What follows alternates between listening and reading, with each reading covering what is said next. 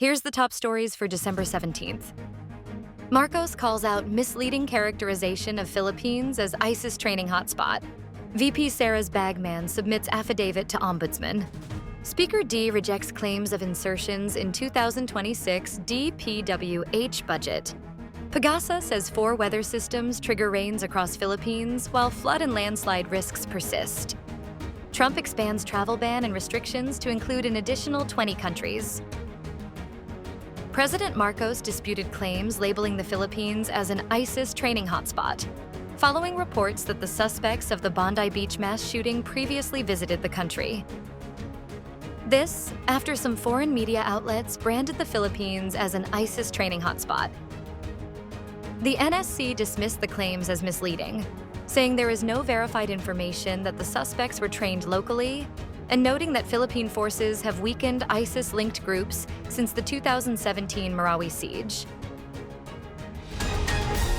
Ramil Madriaga, the alleged bagman of Vice President Sara Duterte, submitted to the Office of the Ombudsman his affidavit that detailed his allegations that her 2022 campaign funds came from drug dealers and from the now-banned Philippines offshore gaming operators. His affidavit, dated November 29, 2025, was submitted on Tuesday through his lawyers from the Palad Loron Palad and law firm.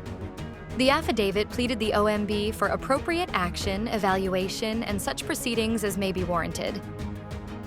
His affidavit, dated November 29, 2025, was submitted on Tuesday through his lawyers from the Palad Loron Palad and law firm.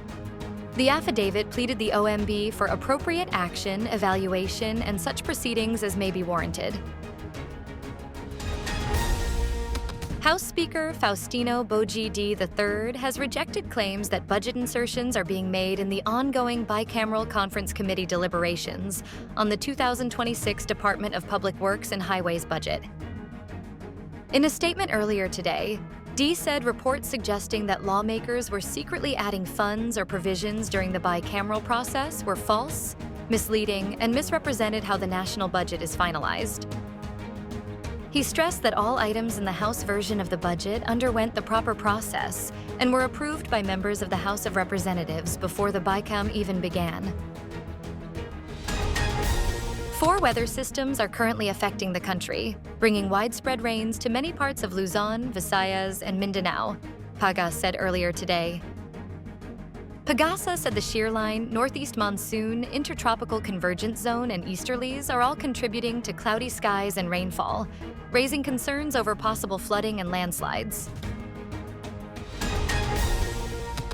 The Trump administration announced Tuesday it was expanding travel restrictions to an additional 20 countries and the Palestinian Authority, doubling the number of nations affected by sweeping limits announced earlier this year on who can travel and emigrate to the U.S.